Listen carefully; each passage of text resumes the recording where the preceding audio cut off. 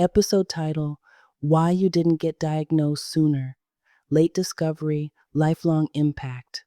This episode dives deep into the often overlooked reality of late diagnosis.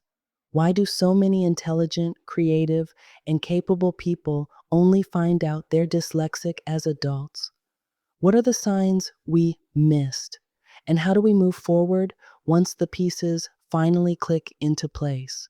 You'll hear personal stories of late discovery, emotional and practical impacts of going undiagnosed, why girls, people of color, and high achievers are especially overlooked, steps you can take to seek support now, no matter your age.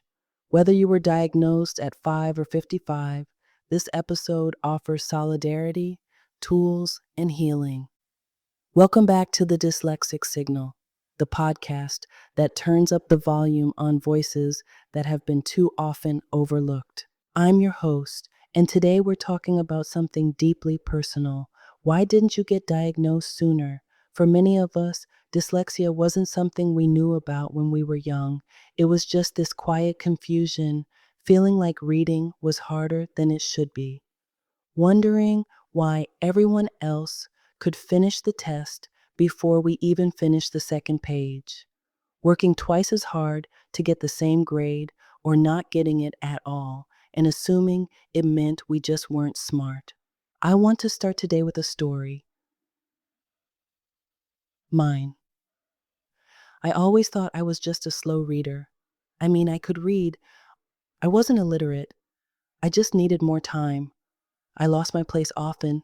I reread sentences over and over but didn't retain them. And yet, I got good grades. I was praised for how hard I worked. Nobody ever suggested I might have dyslexia. Until my daughter was diagnosed, suddenly everything clicked. The signs I never understood in myself were crystal clear when I saw them in her. That day changed everything. I cried, not out of sadness, but relief, because for the first time in my life, I had a name for it, and I wasn't broken, I was dyslexic. So let's break this down. Why do people go undiagnosed, especially women, especially high achievers, especially people of color? Here's what the research and lived experiences tell us. Stereotypes of dyslexia still dominate. People think it's just letter reversal or spelling issues. That's part of it, but not the whole picture. Girls and women are more likely to mask. They're often quieter in school and less disruptive, so their struggles are missed. People of color face systemic biases in education and healthcare, leading to under-referral and underdiagnosis. High achievers often compensate. They develop workarounds and push themselves beyond the limit, but it comes at a cost: anxiety, burnout, self-doubt. I want to share 2 more stories with you, stories of people who found their answers later in life and how it changed everything. Jamal was in his 30s before he was diagnosed. He was a brilliant entrepreneur with 2 businesses, but he avoided reading contracts. I thought I just had a short attention span, he said, but deep down, he always knew something was different.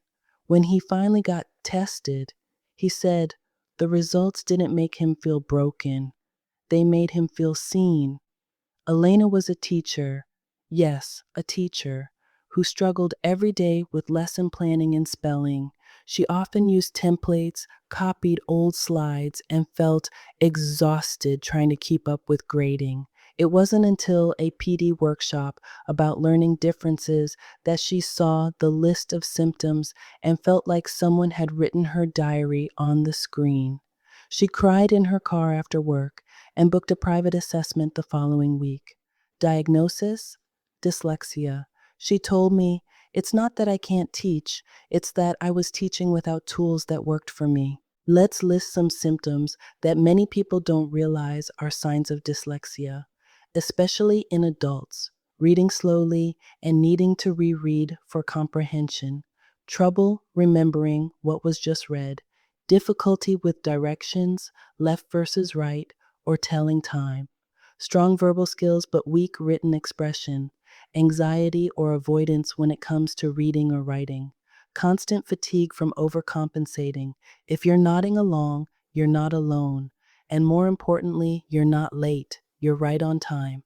What you can do, get assessed. Even as an adult, it's worth it. It opens doors to support, tools, and understanding. Self identify if formal testing isn't accessible. Recognizing your traits can still guide your growth. Connect with the community. Online groups, podcasts like this one, and local support groups can be life changing. Relearn how you learn. Use audiobooks, text to speech, mind maps, whatever works for you. Advocate at work. You may be eligible for accommodations, even in the workplace. Now, I want to leave you with some final thoughts that I hope will stay with you long after this episode ends. Late diagnosis doesn't mean lost potential. It means finally understanding the beautiful complexity of your brain. It means healing from the years of, why can't I just? It means rewriting your story on your terms. So if no one has ever told you this before, you are not lazy, you are not slow, you are not alone, you are dyslexic, and you are powerful.